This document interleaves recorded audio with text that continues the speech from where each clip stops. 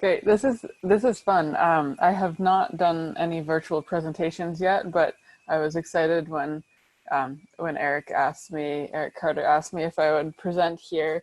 Um, my background is that I grew up in Idaho and Alaska during my grade school and then high school years in Alaska. And then I came out to the East Coast. I live in Vermont in the Northeast Kingdom, and I came out to the East Coast for college, which is where I overlapped with Eric Carter, who's um, um, affiliated or is organizing these presentations. So that's a little bit of my connection. We went to UVM together, the University of Vermont.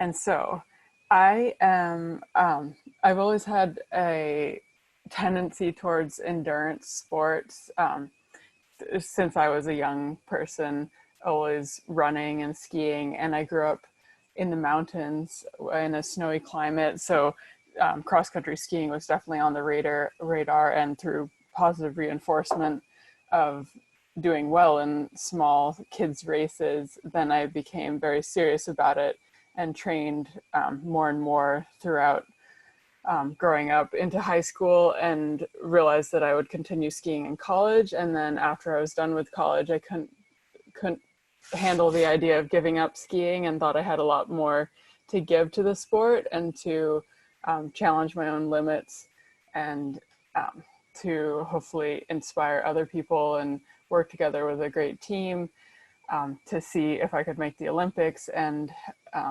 various other accomplishments in skiing. So let's see, I graduated college in 2012. And since then, I've been part of an elite team called the Craftsbury Green Racing Project. And we're based out in Vermont in the Northeast Kingdom, which is oh, actually, I have a picture of it. A picture of some of the beautiful fall foliage in the Northeast. It's not the most mountainous area, it's the Green Mountain State of Vermont, but we get fantastic fall foliage. So this is one of my, a training locale. So I incorporate plenty of running in with my ski training. Okay, but backing up just a little. So as a professional skier, I'm part of this elite team. We're one of only around 4 or 5 elite teams across the country who support post-collegiate athletes' development towards the Olympic team, the national team, and competing on the world stage against the best in the world.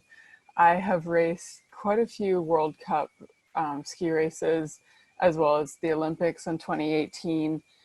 There I raced the 15K skiathlon as well as a 30K classic race.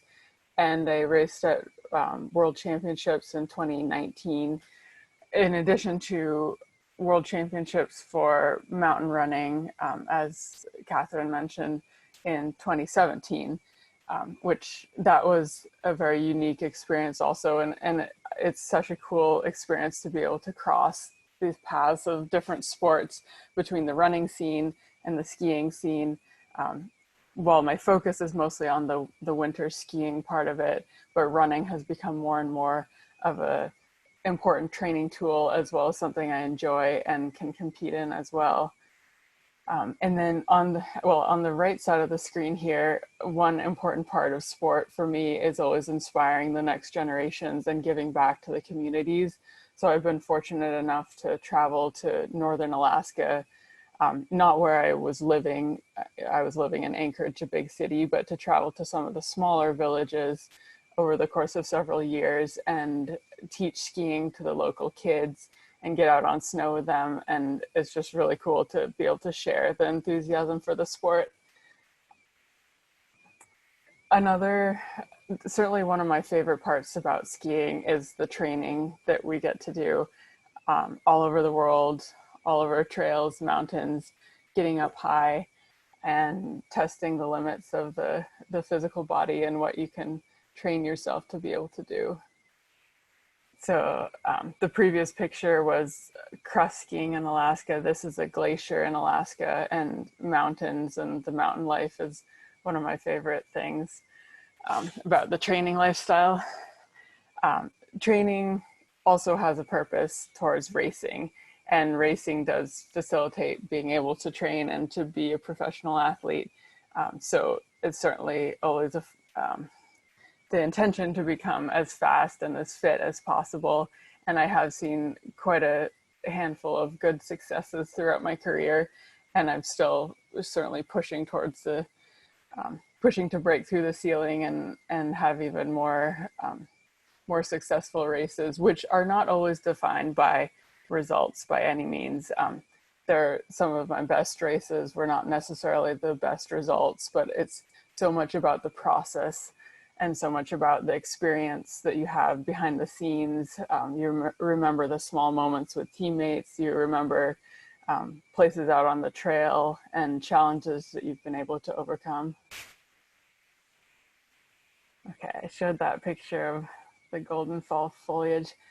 So I have a brief 6 lessons that I compiled that lessons from skiing, from my skiing career, that I believe apply to running, and more especially that I feel are some, or a few of them are unique from the skiing world, I would say, but several of them are just general training tips.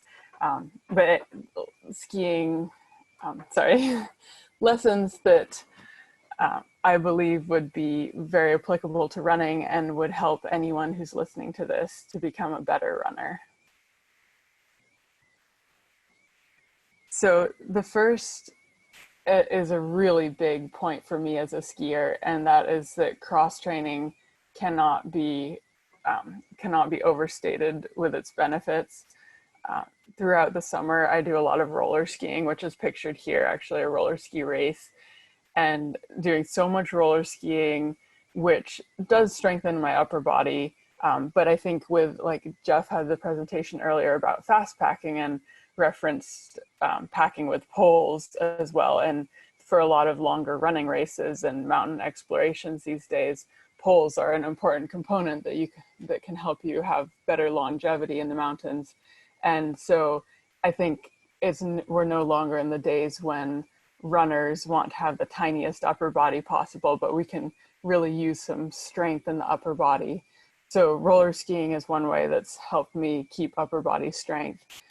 Also the roller skiing instability from gliding on these little wheeled things. I think it's really important for the strengthening the muscles of the lower legs, which has great benefits for trail running. When you're able to more confidently balance on rocks and hop between things, you're going to be a much more consistent runner and able to prevent injury. So roller skiing is kind of a unique one, but really just cross training, like running with poles, going bicycling, any other sort of hiking, not just running, rowing, backcountry skiing is one of my favorite cross training activities. And then if you're in a winter environment during part of the year and you're able to backcountry ski or cross country ski, I think it's a really important part that can help spice up your training and help you be able to better meet some objectives, athletic or exploration, when the time comes. So as I sort of alluded to with cross training, balance, stability, and strength help maintain your consistency as a runner and just longevity to be able to keep going. So the small muscles in the feet and the lower legs are really important for running, especially trail running. I think maybe on flat surfaces, hard flat surfaces, you could get away more so with just conventional strength, the strength of the calves, say, and the quads. But as soon as you get out onto trails and you have uneven terrain, then you really want to have more stability of not only the small muscles of the feet, but also the core, the torso, the upper body, so that you can catch yourself. I mean, you do a little bit of windmilling of the arms if you need to on a downhill. And all of this is going to help you be a better runner or better able to adapt to circumstances, catch yourself in a fall, and prevent injury especially. So for me, skiing, we're really into strength training in gymnasium settings, weightlifting and core strength. I do that probably 2 to 4 times a week, at least a small session of strength training. And along with my strength training, because for skiing, it's also very important to have good stability. You're riding a very narrow ski, gliding across it, trying to maximize the glide, and then be able to push off onto the other ski. And so in the gym setting, we use a lot of balanced discs and unstable mediums, do like lunges on unstable discs, and then a lot of core, torso stability, dynamic strength. So maybe not just sit-ups or not just planks that hold in place, but say a plank with a toe tap, or switching sides of planks constantly for a period of time. And this definitely helps the strength of the legs and the whole body towards running. I ran cross country back in high school, and cross country is to me very different than mountain running, say. It's not quite as exploration based. You don't get up high. There's a lot of cross country courses that are on golf courses within the school circuits. And it's a great entry point for runners to get into it and introduce it to young kids. But I certainly gravitate now towards the mountains a lot more. But anyway, so remembering my cross-country career way back, and as a high school and adolescent girl, of course, many of us are developing strength and trying to figure out sort of gangly limbs and such. But I remember being so wobbly and just having a difficulty with downhills, with trying to stay stable and feel like I was strong enough to run the downhills with full speed. And now I just don't notice that anymore. I know I've gotten so much stronger overall, but I am confident that a lot of it has also been the ski training. So here's an example of some rough terrain in the mountains of Austria, Ramsau, Austria, some of my favorite trails I've been on, with a bunch of my training partners, some other skiers. And in this presentation, a few of the pictures, certainly some of the pictures that are of me, which you can probably tell, are taken by other people, but I also like to take a camera out on trails with me whenever I can and just help document the scene and share it with the people I'm with.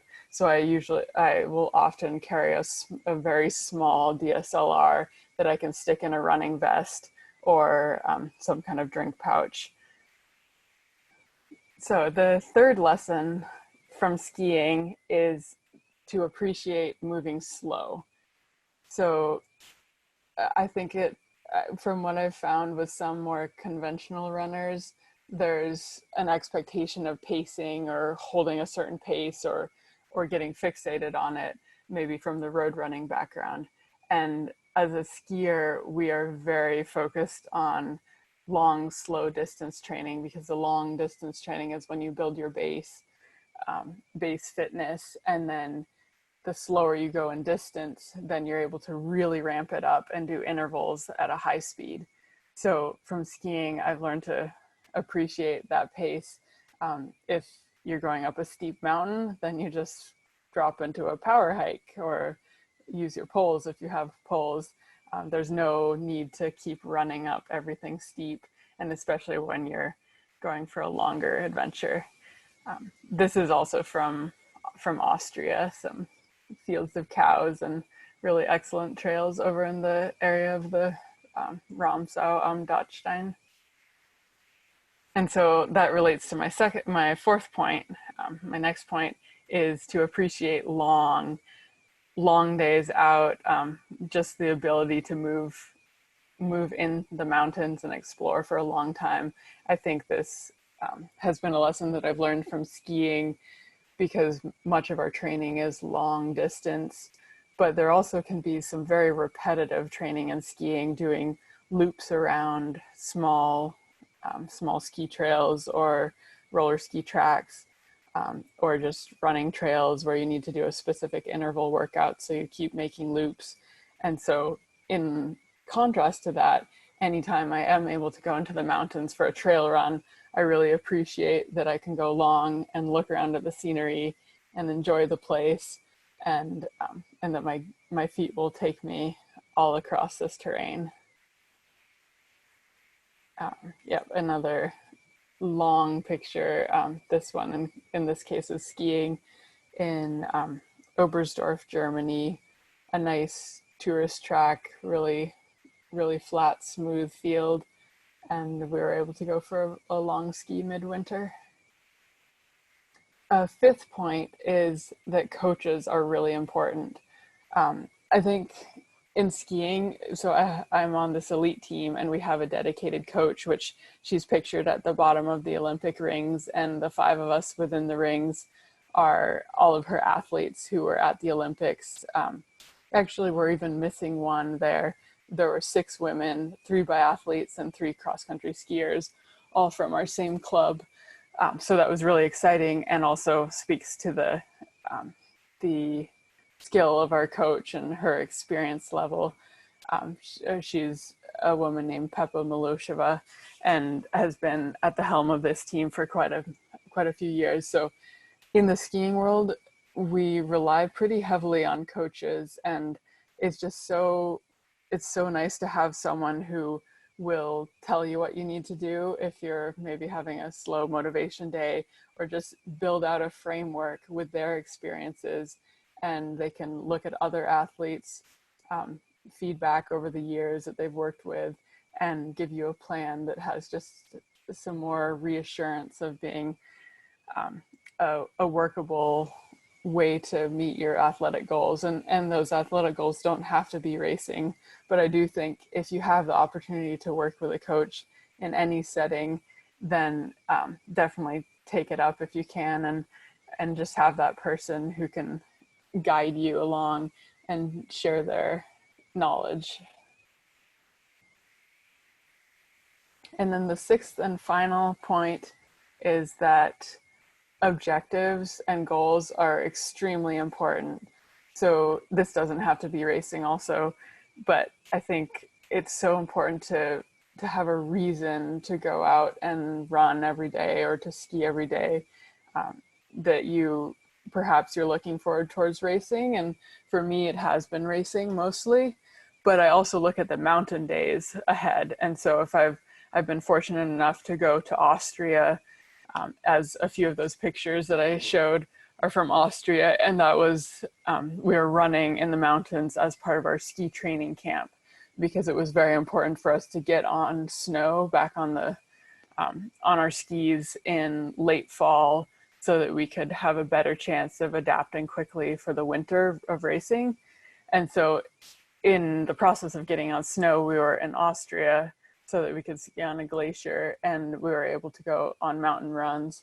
And so that became a focal point for me earlier in the summer, when I'm moving through very humid Vermont air, like 85 degrees and crazy humidity, and trying to get through these distance workouts, running in the woods, or some long hot roller skis. And I know that the Austria camp is coming up, and I can go up into those mountains and run through the rocks. And that's a big motivator for me. And then beyond that, the ski racing season is only lasting from November, usually late November, until late March or very early April. And so it is a long season, but there's also a very long off season. And for me, I've always found it's important to have focal points during the season to find those races and remember what you're training for, that you can envision a certain race or a handful of them. So on that note, I would just encourage everyone to find some objectives, something that makes you excited to get out the door every day, or at the very least, also a training group, a selection of friends can be very helpful towards getting out the door. And then they also might be able to be people to find make objectives with, go on a running vacation or a trail scenic scenic vacation of sorts, of course, when the world opens up again. And let's see. So along with goals, here are just a few photos of some of the really memorable experiences I've had out in the mountains, and where I felt that my fitness was so worth it, where it was so worth it to have spent hundreds of days of getting out the door, of grinding through hot weather or difficult conditions, feeling tired, and then to have these opportunities when I could just move freely and ski or run wherever I pleased. This particular photo is from Montana. We have something called crust skiing that we do on cross country skate skis, and the snow hardens into a crust in springtime when the sun and the melt cycles are just right, and we're able to skate all across the crust.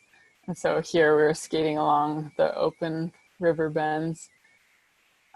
This one is also from Ramsau, Austria, that the one I've referred to before, but just an incredible set of mountains, so rocky and just touched by the golden glow of the sun. So these are the experiences that I certainly look back on and hope that I can find future trails and opportunities to get up into similar mountains. The Dolomites have also been one of my favorite running trips. I was over in the Dolomites shortly before going to World Mountain Running, which was in the Worlds was in Cremona, Italy, which is over more northwestern Italy above Lake Como, but first went to the Dolomites, which are a much more rocky area and a place that I'd been to in the winter, but not in the summer before. And it's a place to explore many more times if the opportunity presents itself, because these mountains and just the European trail system is pretty incredible. New Zealand has also been one of the destinations I've been lucky enough to see in the course of my skiing travels. A few years back, we chose to travel over to New Zealand, and we stayed there for over 3 weeks to make it worthwhile, both financially and travel-wise, to get all the way down around the world. And for part of the time, we were staying up at they call it the snow farm, a place where they groom extensive cross-country ski trails, and is great for training. But we're also able to get down into town and the mountains around. And in fall, of course, fall in the northern hemisphere is springtime in New Zealand, so the mountains were melting out of snow, but there was still enough to ski. And then beautiful flowers in all the gardens, and it's really quite tropical flowers, so a unique scene, and definitely a privilege to be able to experience New Zealand. This is some ski touring that I was able to do in Montana, and the Montana mountains are another really fun area that I'm hoping to explore more, but I've just gotten a little touch of. So back in Vermont, where I'm based in Vermont, this is actually just a few miles from where I am right now. We certainly get very nice fall foliage colors, and it is most of the year is a Green Mountain state, so it's very bright green and vibrant right now, but it, of course, will change in the fall. And there's quite a selection of dirt roads that are good for the more tame adventures, but I like to run around, say, by these windmills and still very scenic hills. And then a few other favorite trails in the area on the, let's see, this right side picture is a little bit obscured for me by the, maybe I can move my face block. Yeah, there it goes. So hopefully you can see the right side picture is, that is a lake called Lake Willoughby. and it's up here in the Northeast Kingdom. There's quite a handful of lakes in amidst the green hills, and Willoughby, and especially this one, is Mount Pisgah, and is a really great trail.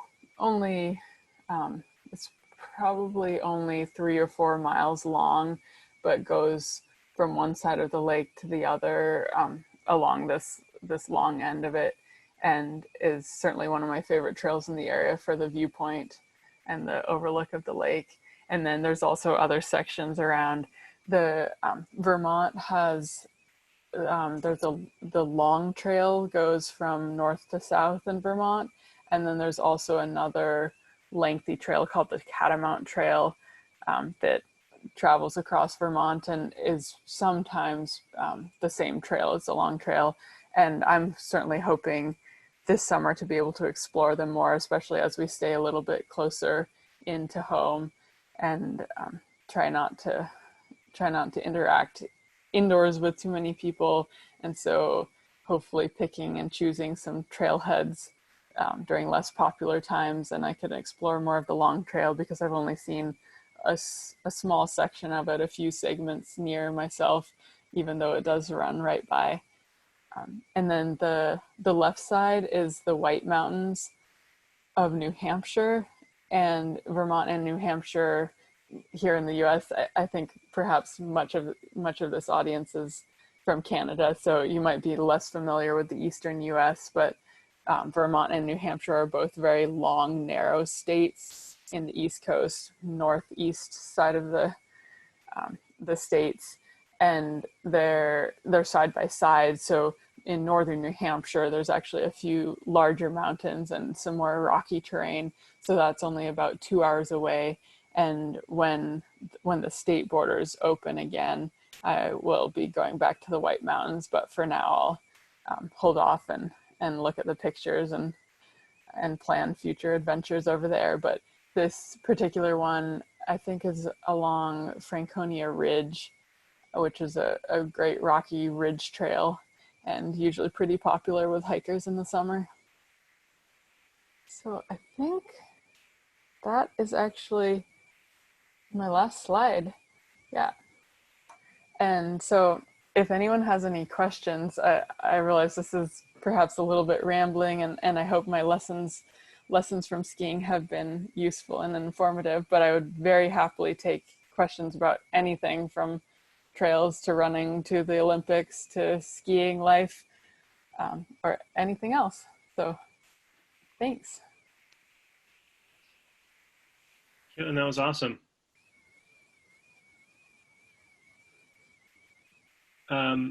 I really appreciate hearing the cross training recommendation.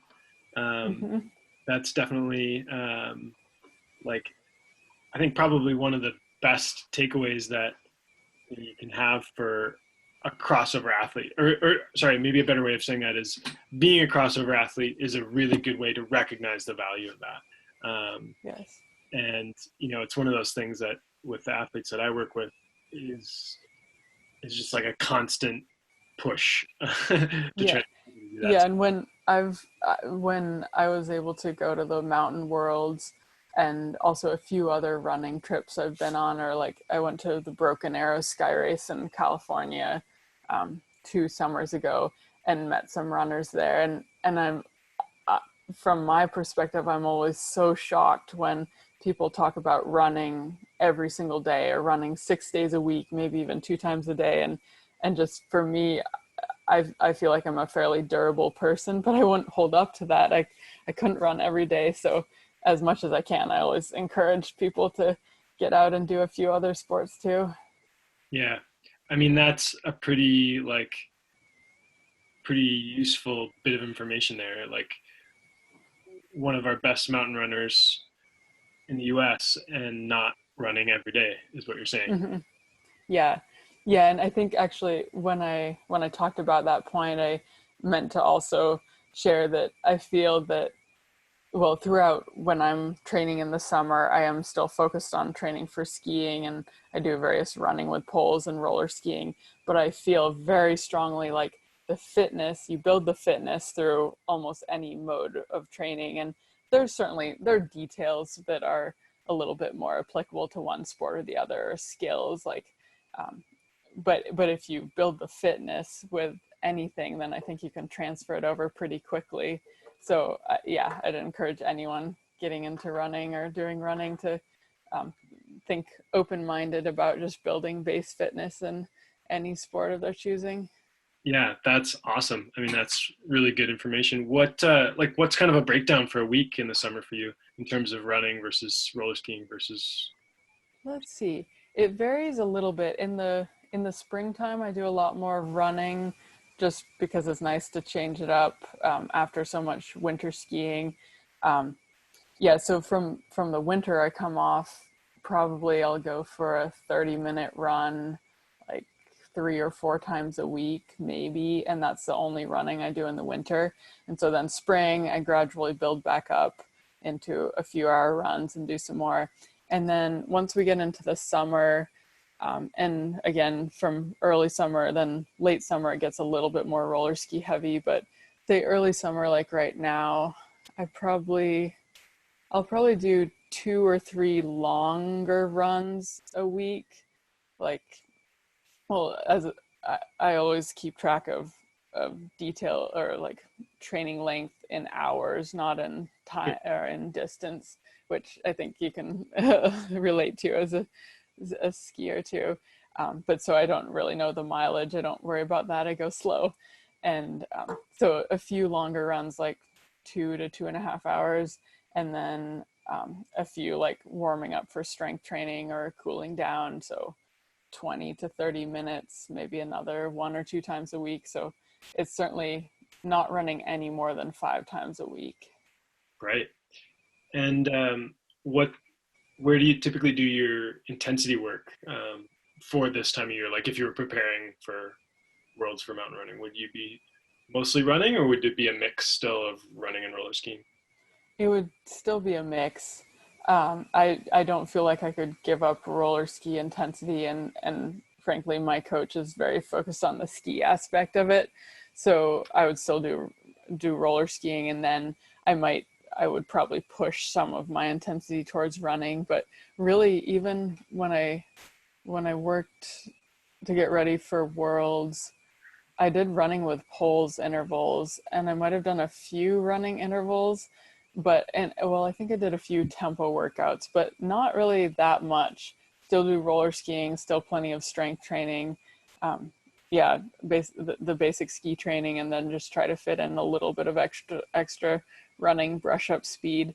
But that's also partially why I pick mountain running, and I'm not a road runner. I don't have a collegiate running background, as I found from much of the Mountain Worlds team does have a collegiate running background.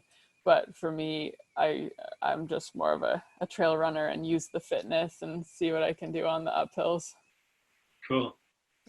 Caitlin, we actually have a question for you. Speaking of roller skiing, Okay. Simona is wondering, what are tips to learn how to roller ski from a cross-country skiing background?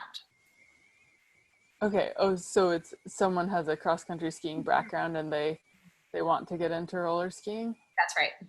Okay. Okay. Let's see about that. Um, well, roller skis, there's similarities, but you also want to be very aware of the differences and especially the risks of roller skiing. So they we pick our terrain very carefully, like not try to go down any big downhills. And typically an important thing to do early in getting into roller skiing would be just try to work on a little bit of agility footwork, like stepping around corners and acquainting yourself with how heavy the skis are and a little bit unmanageable, or just a little bit less maneuverable. And then also another safety tip is always wear bright colors, because you do not know if the drivers can see you, and we like to try to make sure to be visible on the roads. So then beyond that, if someone has a skiing background, it's very much the same motion. There's a little bit of a different like sharpness of the poling down on the pavement. It gives different, or it doesn't give, versus snow. There's a little bit of a squish and a give. So I would say just keeping in mind similar technique goals and start off with a lot of double pulling so you don't have the instability of the legs skating so much. And yeah, and then you'll be using the skis very much like cross-country skiing in the wintertime. Awesome. Thank you for that one. And then in line with that, someone else is asking where would you purchase roller skis? Okay. That that is somewhat of a good question. I think there's a few online shops and a few ski shops, certainly around the US, where we would purchase them. That one is Fin Sisu. And I don't actually know, Eric, maybe you would know more. So for a Canadian audience, probably looking at some kind of web stores.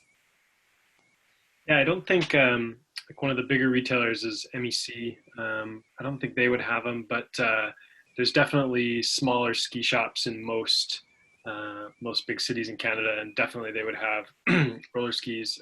In the Vancouver area, it would be Deep Cove Outdoors. Yeah. Thanks. I can't say I've ever seen roller skis in a shop, so that's good to know. We also have a question from Audrey. And her question is, Caitlin, have you ever experienced any major setbacks in your career? Any injuries? And if so, do you have any tips to overcoming these? I I have had minimal setbacks myself, and I feel very fortunate. I think in a little bit of part, well, I talked about I've always had a predilection for endurance side of things, so I'm much more of a slow twitch person. And I've read some scientific articles or some implications that slow twitch people may be less prone to injury than fast twitch. So basically, I feel very fortunate that I haven't had many. But back in high school, I certainly did have some setbacks, as I alluded to being very wobbly as a high school runner, and still putting all the tendons and muscles together. So I had various overuse type injuries, or just like body not quite being up for the demands of the sport yet. But I have, so for that, I've seen a lot of teammates and in fact even more so my brother go through quite a few injury cycles, and I think that comes back to a coach who can help you with making goals and making a plan to get back through it. That can be a helpful tool.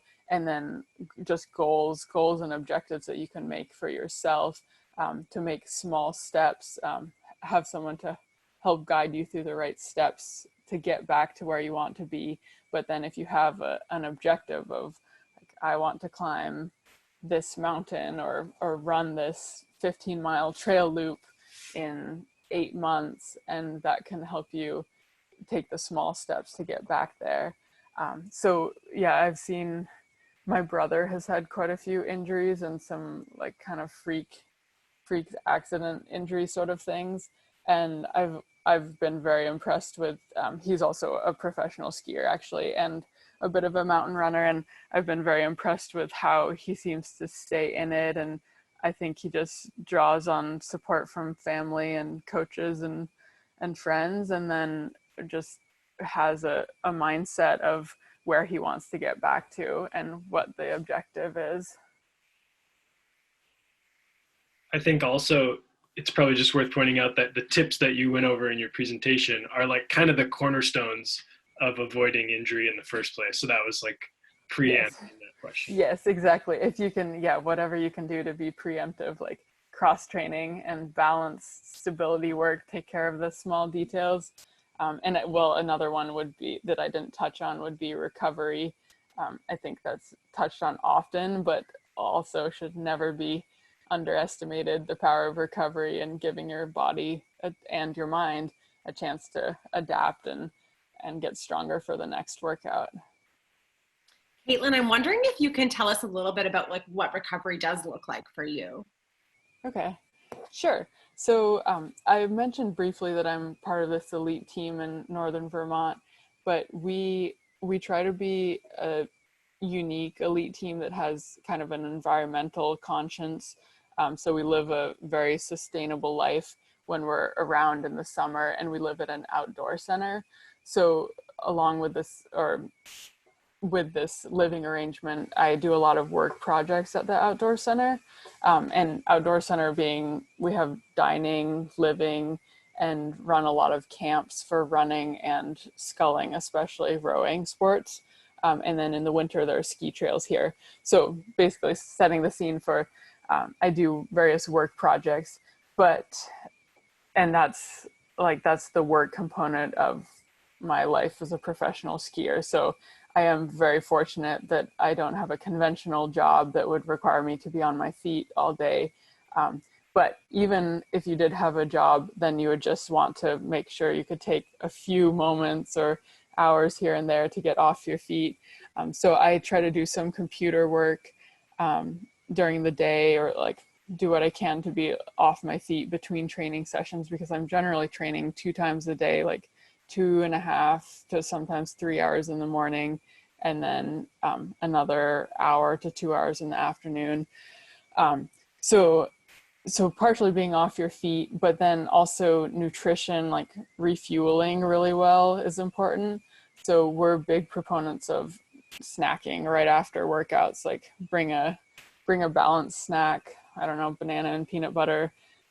You've probably heard of all the various suggestions on that, but balanced snacking afterwards and refueling and getting a good meal definitely help you feel better for the next workout.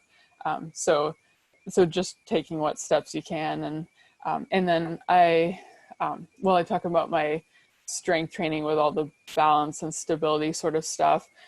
Also try to do a bit of mobility, like mobilizing the muscles before a big strength workout, and easing my way gently into some jumping. So it's never going into a workout really cold, but easing your way in, even if it takes a few minutes of what feels like not exercise, but just moving around, moving the limbs a little bit. So that's basically what recovery entails for me: eating well, resting when I can, sleeping.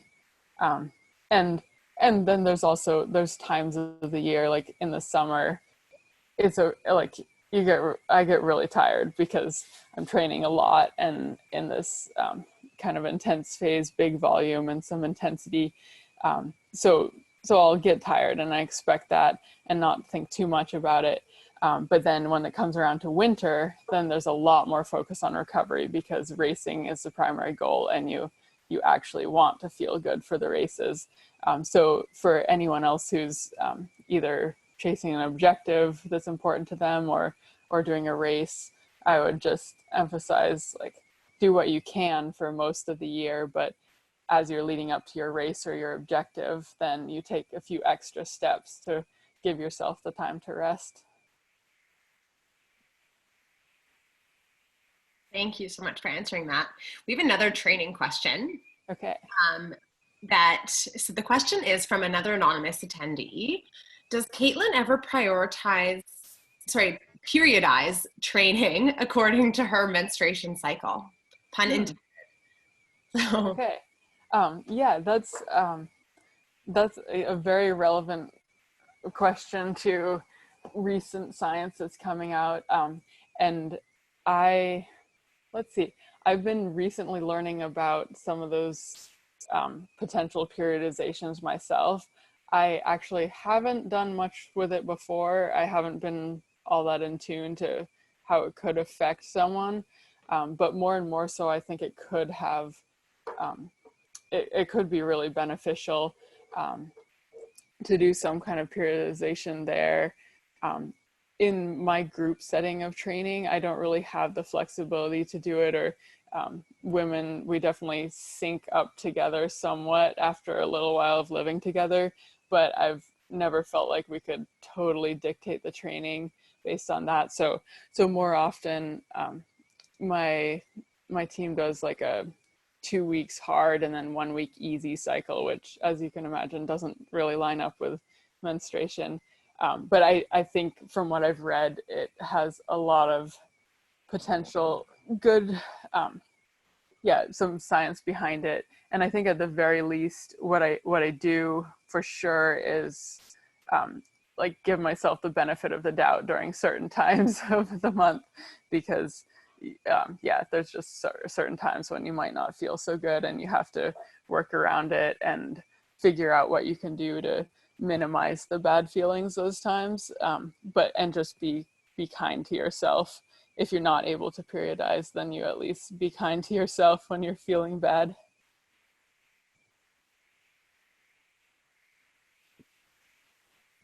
Thanks, Caitlin. I think that's something probably a lot of us can relate to, feeling bad at certain times of the Yes. month and wanting to make sure we're taking care.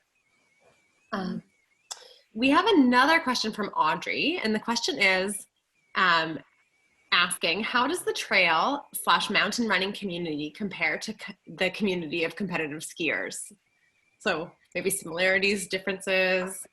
What's it like in both? Yeah, that's an interesting one, and I've really enjoyed getting into the mountain running community a bit more, but I still don't feel like I've experienced all of it because I'm in such this tight-knit club with skiers. So I see a lot of skiers, and then the mountain runners, it's more of a like touch and go at a few races here and there.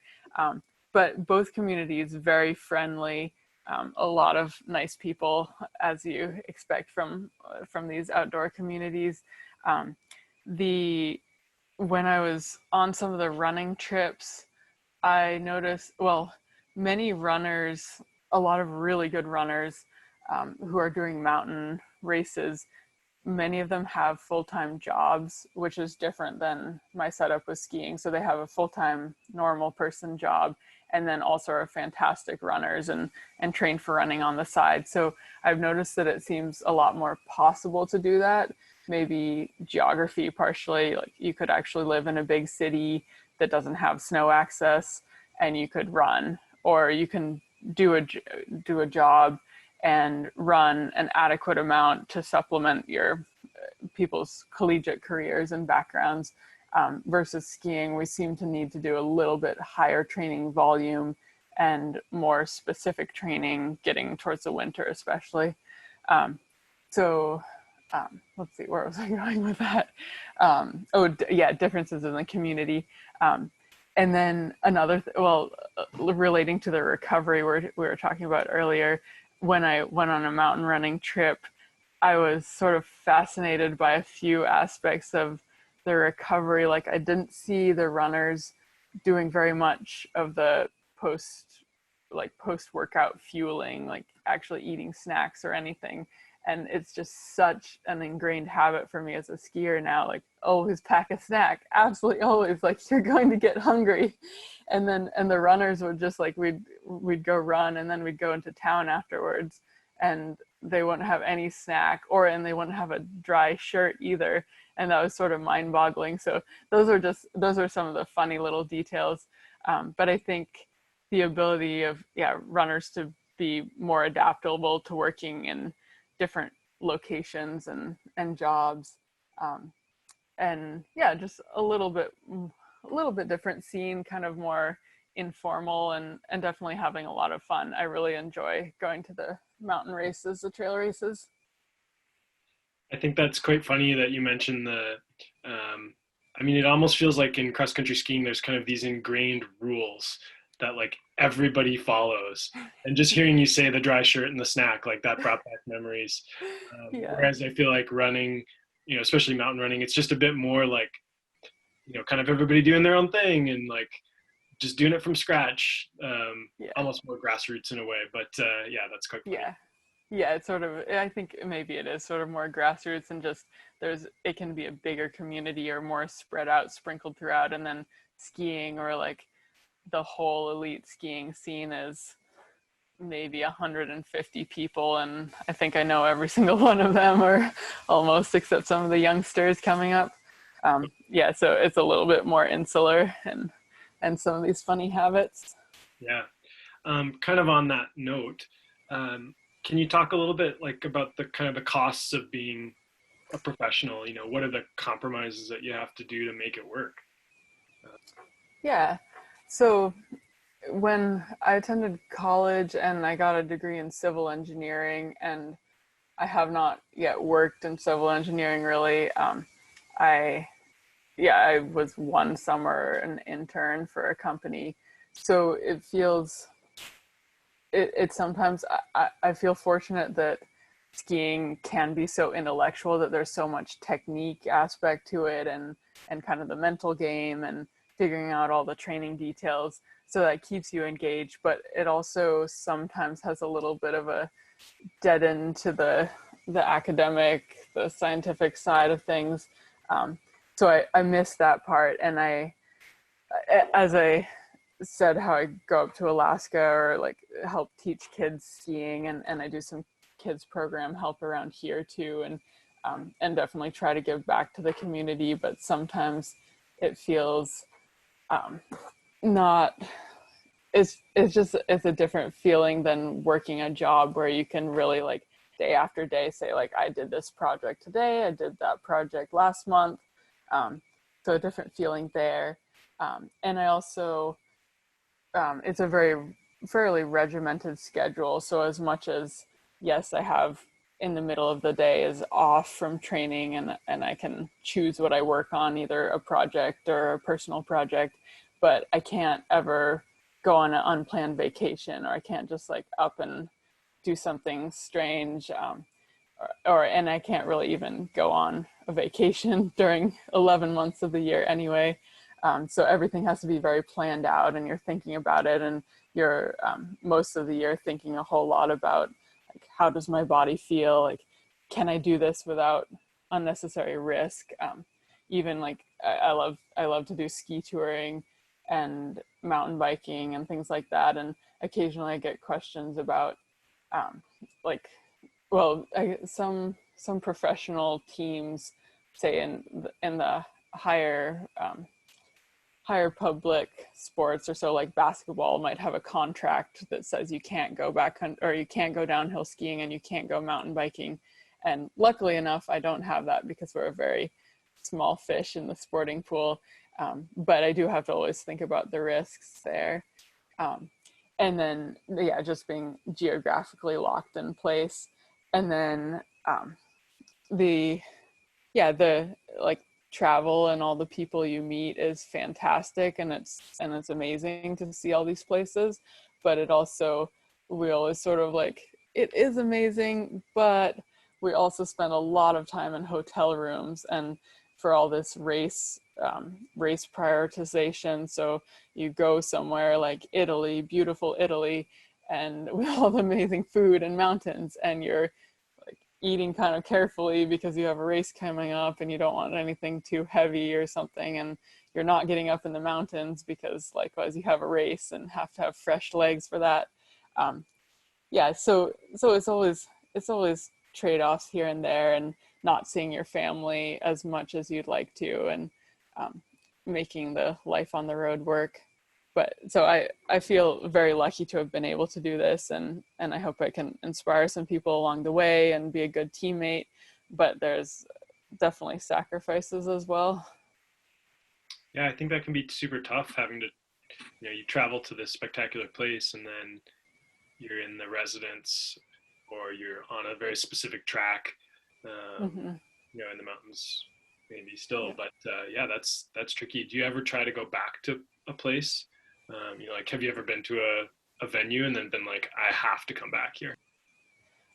Yeah, well, kind of with my Italy summer trip, I haven't been able to do that very many times, but a few, like, going to Italy in the summer. I'd been to that area, like Toblach and Cortina area in the winter, and seen it, and just everything seemed very inaccessible to go up any higher than just skiing on the Nordic trails. And so going back there in the summer was really cool, and definitely a nice opportunity. I haven't yet been to Norway in the summer. I'd like to go there. And occasionally we get training camps, like just mid-season blocks where there aren't races, and get to go to a few of the nice places, like Seefeld, Austria is another beautiful skiing location, and actually really good for just sort of tourist cruising Nordic skiing as well. And I have done a few training camps there, not just the race scene, but it's been a fairly minimal number of places for that. Yeah, cool. One question that I've been trying to ask our guests, if you could just recommend either races or just places, but kind of like the ones that you really enjoyed, what races would you highly recommend, or where would you go back to go running that you could tell other people about? Mm-hmm. Yeah, so I think within the US, one that I would recommend is the Broken Arrow Sky Race, which actually I was just remembering I saw you there, that year, 2 summers ago or so. So that's over in Truckee, California, Tahoe area, and there was a vertical race as well as some longer 26 and 52K or so, and I quite like that one. Really cool area, good potential to explore if you have any extra days beyond the races. And then there's a few here in the Northeast where I'm based. There's a few really nice ones in New Hampshire. They use some small alpine areas, so maybe not totally the most scenic or unique, but just really nice scene of the mountain running community. And that's Cranmore Mountain Race and Loon Mountain Race, but they're not happening this year, unfortunately. One probably should have been happening next weekend or so. And then in Europe, I have not seen too many different areas in the summer, but for a race, I would absolutely recommend the Dolomite. Let's see, I think it's called the Dolomites Skyrun nowadays, something in the skyrunning circuit in Canazai, Italy. And I have not raced the long one myself. I raced the vertical K that one summer over there, but then did a little bit of running around on the trails that the race uses and around those other mountains. And that one would be fantastic to do as a competitive racer, or just cruise through the mountains and look around and probably get distracted along the way. Cool. Yeah, and I think actually last week our other speaker Pascal recommended that one as well. Okay, that's so cool. That's on my list for sure to go back there and do that race for real, because I only did the vertical one. And then, well, it's been partially the places that I've been able to go. Ramsau, Austria, which cropped up in quite a few of my pictures. That is certainly a place I would recommend. We were there for a ski camp, which facilitated why I was in that particular area, but we ski up on a glacier, the Dachstein Glacier, and then the whole sort of massif of mountains around the glacier has nice European running trails sprinkled throughout. And this past in the fall of 2019, I was there most recently and explored quite a few new trails and so many rocky landscapes. Would definitely recommend that one. Cool. Yeah, those are great suggestions. Yeah. We have one more question from an audience person asking about overtraining. And so, it's obviously something that can creep up on an athlete, and presumably you're paying fairly close attention to that. So like, what are the things that you're watching for, or signs of that happening? Mm-hmm. Yeah, so that's an interesting one. And overtraining is absolutely a real physical thing, but I believe that it has a very big mental component as well. And so keeping yourself happy and just realistic with yourself throughout has a big part to play in preventing overtraining. So there's various recovery metrics. I do some like morning heart rate testing. With the orthostatic test with Polar has been helpful for my team for a bit, and it's using some RR interval readings for that. Pretty short test to do in the morning. So that's one metric.